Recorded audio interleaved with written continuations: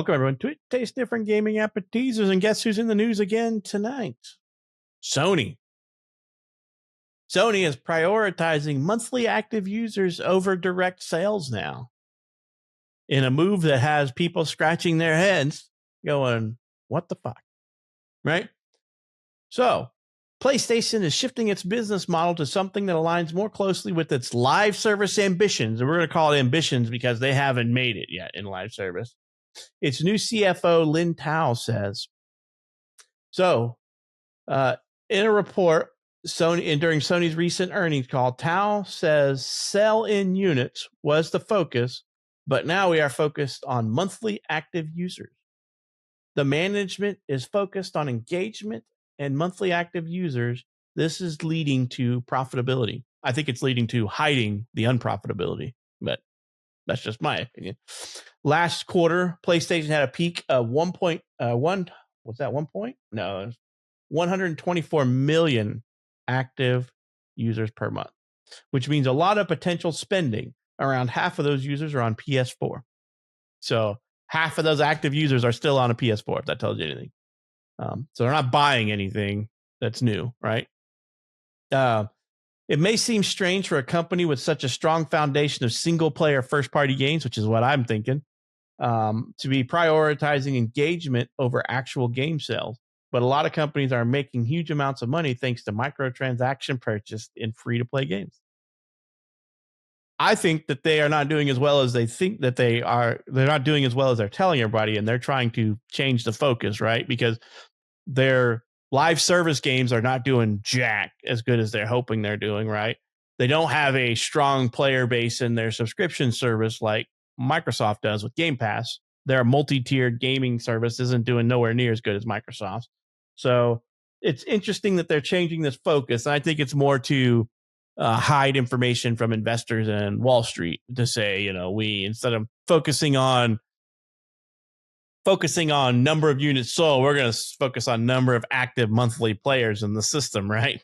It's a way to change focus, especially because if you look at what we said earlier, 50% of the player base is in PS4, which means any game that comes out that's PS5 only, they're not playing, they're not buying. So they can't really focus on that units sold. They're focusing on how many people are actively playing, because when you think about active player bases, a lot more people are playing free-to-play games with microtransactions, as they had mentioned, but they're probably not spending as much on microtransactions as these guys would hope, because a lot of people that are stuck on the free-to-play model probably are trying to play as much as they can for free. Remember Sony did, or not Sony, but Microsoft went that route too, remember? Yep. Just doing active users and not really talking about sales. Right. Which, they're hiding. They were hiding, in my opinion. They were hiding the number of sales because they weren't doing so hot. And they were just like, Game Pass, Game Pass, Game Pass. And they're just counting that number going up and up and up. So Tao also says in the past, there were issues with the first party studios, and Totaki-san was temporarily the CEO and talked about various structural reform to the company. Compared to a few years ago, the financial discipline is in place, he says, to do this. But there's still upside opportunity here. Mainly, I think the mindset has changed significantly. So it seems Sony is determined to keep PlayStation development spending under control while putting more focus on microtransactions and live service games, which explains why it's so keen to make more itself. Everybody is chasing that free-to-play microtransaction, free-to-play Fortnite pony, right? Everybody's chasing it. Everybody wants it. Nobody is able to reproduce it as well as they can, but doesn't keep them from trying and ruining their names and their accountability, and they're ruining themselves in the eyes of the actual gamers who don't give a shit about those free to play games. Like, we're not that, John. We're not that group of people, and I think we have a variety of people in our gaming crew, right? I mean, if you even take consideration of like Russ, who doesn't come on here very often, we're a wide range of gamers, in age and in what we like to play, and none of us are in this live service pool. And so I know people who play in the live service pool, and for the most part, what I know about them is they're not big spenders on the microtransaction anything. The microtransaction spenders seem to be the young kids who are spending parents' money or who are young and somewhat successful and they have a lot of extra cash to burn. But the people that are like in the family stage of life and the mid-generation older aren't the ones spending all this money on microtransactions, especially in an economy like this.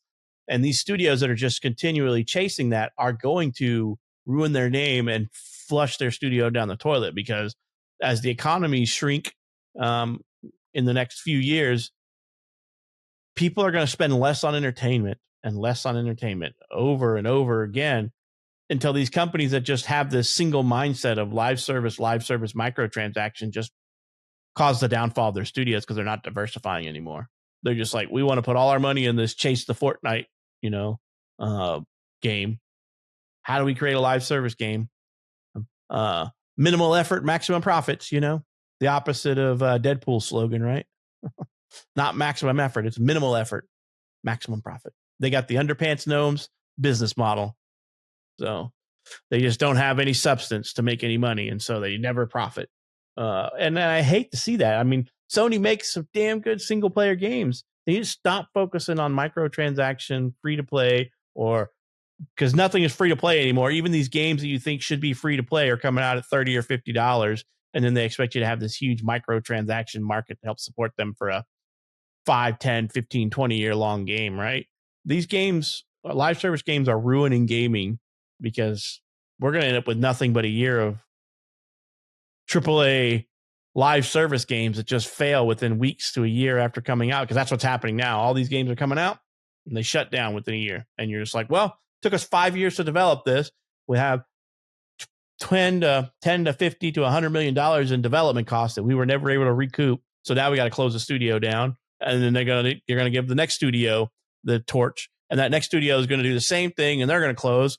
And these companies like Microsoft and Sony that swallowed up hundreds of smaller studios is going to be back down to double-digit studios, single-digit studios, because they keep chasing the heroin drug of microtransactions, So I think it's a stupid thing, but I'm not heading these companies, and all these companies can see is dollar bill from Fortnite. So Shane, what do you think, man?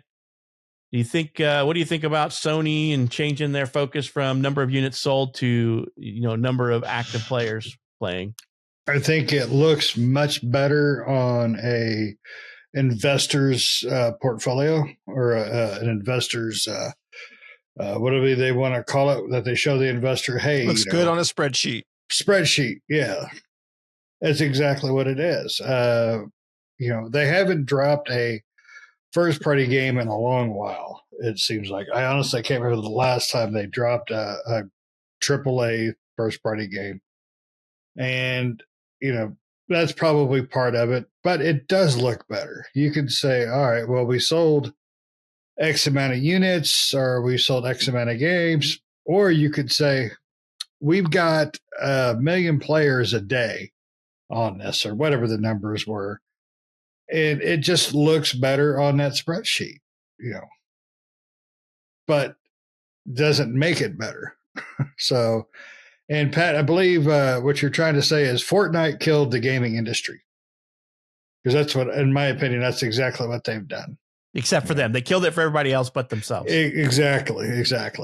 Call of Duty will probably hang on because of their service, but it's, the gaming industry is slowly murdering itself, in those chases of, Angry Birds cash, Fortnite monies. It's, but it works for some games, and some games rightfully so. Most games rightfully not. And it saddens me. Sony wants to run down the microtransaction trail. That's on them, but it's going to hurt them in the long run. I really think, because I think these games take away from innovation. I think these games take away from dedication. I think these games take away from what makes gaming fun after a while. I mean, how many games have you seen? The next big game, the next big pile of shit, because it goes from yay to boom, turd, 1 month at the most. Who was the one that lasted a week for Sony? I can't remember the name That of it. wasn't Sony, was it? That was Concord? Concord. That was Firewalk Concord. Studio. Yeah. That was a Firewalk, Sony yeah. owned group. Yeah, and and how many of those have we seen come and gone? Lots of them. Square Enix did one. Everybody's doing one. Just dying quicker than it takes to develop them, right? And Ubisoft, man, they're still holding in strong. They're still creating them and killing them. So, they got a good record of creating live service games and then killing them. Oh yeah, they're 10-0 on keeping it going. The batting average is looking great. Oh yeah. Yep.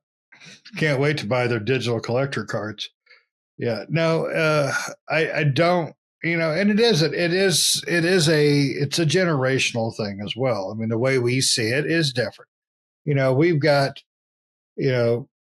basically 5 years between each one of us, from baby boy Nick there to Pat, then to, this decrepit old ass here. And, it's out of our generational range, all three of us. We don't do these types of, microtransaction games. I mean, we barely buy DLCs. And that's only if it's a solid game to begin with. Elden Ring, freaking Alan Wake, even Destiny, got us, but only when it went on sale. So it makes sense to say, all right, we've got this many users on our systems right now. We have this many users on our SCE data right now. That's PlayStation 4, PlayStation 5. Somebody's on there with their PC maybe as well. They can say that these numbers are something, even though, they're, like you were saying, Beth, they're really not. It's just same kid on there buying frickin' Fortnite bucks all the time. That keeps you going because, Sony gets their cut of the V-Buck and whatever other buck they're selling. So GTA, Shark Bunnies and all that. So. I think it's a terrible trend. I think it scares me that we're watching basically the downfall of true gaming. So, games like Clair Obscura came out, gives me hope for the future. And then stories like this come out and make me sad again. So, what about you, Nick? I mean, I think your kids have definitely bought more V-Bucks than mine ever have. But I don't like my kids enough to buy them. So, my son. But I mean, it's there's been a lot of remakes and remasters. Maybe the gaming industry needs a remake. Blow it up, start from the beginning. And it's not just the gaming industry, right? You could say that a lot about the movie industry and a lot of different industries out there that kind of need a reboot, right? They've gotten too big for their heads, and things just get out of whack. And I mean, Sony. I mean, like I said before, Microsoft did the same thing. They did this same maneuver, right? And that was because they were slowly going out of the, kind of what we talked about. They were going out of the console market and more focusing on the streaming and the Game Pass market and stuff like that. And for Sony, I wouldn't be surprised if you don't see Sony go the same route, right? At some point, it'll be cheaper for them not to create a console. They can create games, put them out on different various things and make a lot of money, right? Because ultimately that's what, they're not there to create a awesome gaming system for you to enjoy at home, right? They're there to they're a company. They're there to make money, right? They want the money out of your wallet. And, if consoles aren't doing it for them, where consoles are becoming too costly and not cost effective to create consoles and sell them, right? Even though they sell a lot, maybe the cost of producing, shipping, and things of that nature, these consoles is out. That's outpricing the cost, right, of the actual purchase of those consoles, regardless of how high they go with the price of these things. So for them, ultimately, in the end, shareholders, investors are looking at, hey, how can we make this better? We can't raise the money or we can't raise the price of the PlayStation to an amount where no one's going to freaking buy it anymore. How about we shift things back and, focus on kind of what Microsoft's doing, right? The streaming Game Pass type of system that, PlayStation has their PlayStation Premium, which is not as good as Game Pass, but they may go in the same direction with that, right? Eventually, where they have a Game Pass-esque subscription model for their stuff, right? And then you'll see Sony and Microsoft going the route of this streaming and Game Pass type of service, right? And putting their stuff everywhere. Because I mean, I don't know. We'll have to know the specifics of everything, but it almost seems like, surprisingly, Microsoft's shift in focus to what they're doing now is actually working for them, right? Weirdly enough, it almost feels like it is actually working for them. And doing, even though we hate it as gamers, right? But as a business standpoint, is actually the better route to go. They could get out of the console market. They don't have to produce consoles, or they could produce things like we talked about before, streaming boxes, which are going to be a lot cheaper for them. And then they have this subscription service, and that's basically what they push, right? They just push their subscription service. Their subscription service is everywhere, right? I'm sure they've even tried to get it on Nintendo Switch 2. They probably tried to get it onto PlayStation. If they could get it onto PlayStation's ecosystem, they would do it in a heartbeat. You would have Game Pass on there tomorrow if Sony would allow it. The thing is Sony probably doesn't allow it, right? I'm sure they've already talked to Sony about doing it, and Sony's like, no. And they probably always talk to Nintendo. But the thing is Sony and Nintendo and Microsoft are all trying to do their own online subscription services, right? They're all trying to do this. So that's the reason why you don't see Game Pass on these various other things, because they're trying to also reproduce that in their own ecosystem, right? And that's where that might be in the future, where you're going to see, like, we talked about the console wars, and the console wars might die off, and now we have the streaming wars, right? Where you have the subscription wars, where you have the 3 console manufacturers pining for your subscription more than consoles. Can I say something about that? That's disgusting, but you're probably not wrong. But here's the problem with that. So if you look at what you just said, now flip it back to the movie scene. Netflix came out, streaming monster. Then you got HBO. Then you got Paramount. And you got all these 50, 100 other streaming services. So by that, Nick, essentially you're going to get rid of publishers, and the developers are just going to say, all right, just stream it from my site. Oh, yeah. I mean, we have that with Ubisoft, right? Ubisoft has their own streaming service and their own Ubisoft Premium. EA, so even though it's included in Game Pass, they actually have their own as well, right? And so, now, you probably will see. That's a streaming, I'm sorry? Well, it's not streaming. You can download. I mean, Ubisoft's the same way, but you might be able to stream from them. I don't know. But it's the same concept as Game Pass or something like that, where you can play all their games. Ubisoft, you can play all their day one games if you buy their subscription service, right? Yep.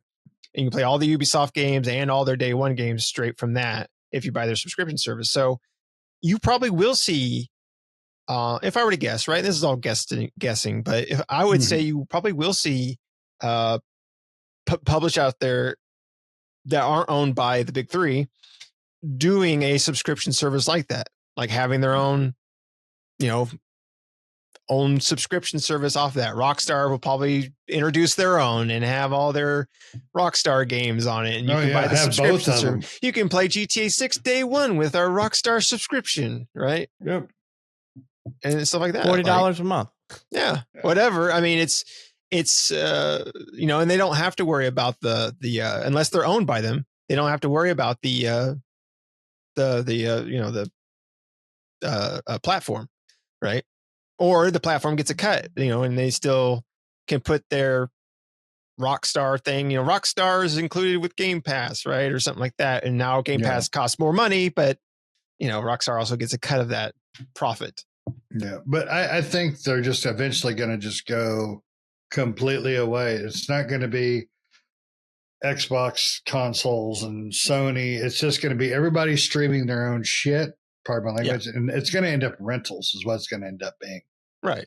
Like I said because before, as soon as I they think get it's the gonna, streaming, as soon as they get streaming figured out to make Right. it actually work with the America's dog shit infrastructure, they're going to be like, oh well, we don't need Sony, we don't need Microsoft, we don't need Steam. need these expensive boxes, right? We can build these cheap streaming boxes for little to nothing, sell them to the public, and they can get all the games they want through our subscription service. Just go right to my website is what's going to happen, or they'll sell a dongle or something. They'll probably sell like a set-top box or something like that. So, to give the illusion of something, like, because people, for a while at least, because people will be mad because they don't have something to sit on their shelf, right? Yep.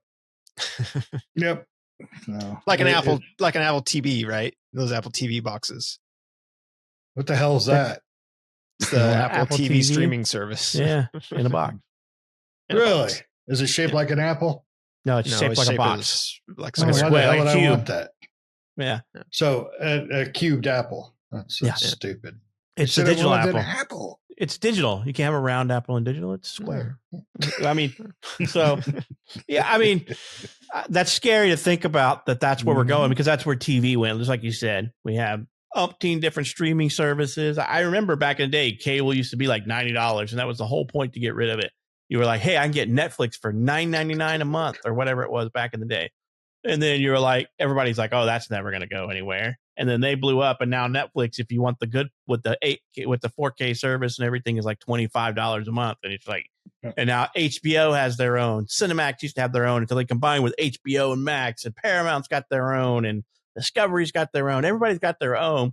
Where if you wanted to watch the same stuff you used to watch on cable for $90, it's going to be like $150 now after you get done paying for all these separate services. Because if you want the services that don't have their own streaming one, you need to buy something like Sling or something, $45, $50 a month. And then you have your Netflix for $25 and your HBO Max for whatever, it's $15, $20. Then you have Apple TV for $19. And it's just, it's gotten to be so point that cutting the cord ended up costing us more in the long run, right? Because everybody doesn't want to compete. Everybody wants to compete and not like say, let's just make one streaming service with all of it for a affordable price. Yeah. We all want our own, and you have to subscribe to each one of us. And then you end up with 30 different streaming services, and there's still not shit to watch on TV. So, I mean, think about like Sony's bottom line and how much they would save not having to plan costs for research and development into a new PlayStation and manufacture all these parts and things like that, right? They could still make the controllers and crap like that you can use with your PlayStation. I'm gonna vomit if I can only ever play Xbox, whatever, and Sony games streaming. I'll vomit all over the place, and I guess I won't buy them. Yeah, I mean, because it's kind of like what we've talked about before: maximum profit with little effort, right? Mm-hmm. And in that case, those manufacturers don't have to do anything, right? They own a bunch of game companies that produce games. They don't have to put out a set-top box. You can just stream them to, or if they do, again, it's going to be a cheap, like, piece of plastic with a circuit board inside of it, right? And so, and with an Ethernet plug-in and maybe a Wi-Fi dongle inside or something, a Wi-Fi antenna inside of it. Other than that, it's going to be very minimal, and it's going to cost them nothing, and they can sell it for $200 or whatever, $150. And make good money off of it. And they don't have to research, right? Like new ones every year or every 2 years or whatever would just be updated circuit boards, right? Going with the more updated Ethernet and Wi-Fi codes for maggot stuff. Newer controllers too, that just better controllers for it and everything like that, right? They don't have to follow along with that eventually. I'm not looking forward to that. I'm just going back to my damn Dreamcast and PS2. Screw this. Yeah. So I don't know. What do you guys think out there, in YouTube land? And you may be subscribing to YouTube Red or something. I don't know. All those people out there. What do you think about this, where they're changing away from actual sales figures to monthly active users? Right. So what do you think about that? Them moving from that direction, and You've listened to a bunch of old guys rant for about 30 minutes, about 25 almost, I guess I should say. Let us know what you think down in the comments, and you reach the end of this episode. If you're not subscribed, why not help us out? Subscribe to our channel, hit that bell to get notified when we put out new videos, and we hope you enjoyed this episode and hope to catch you in the next one. See ya.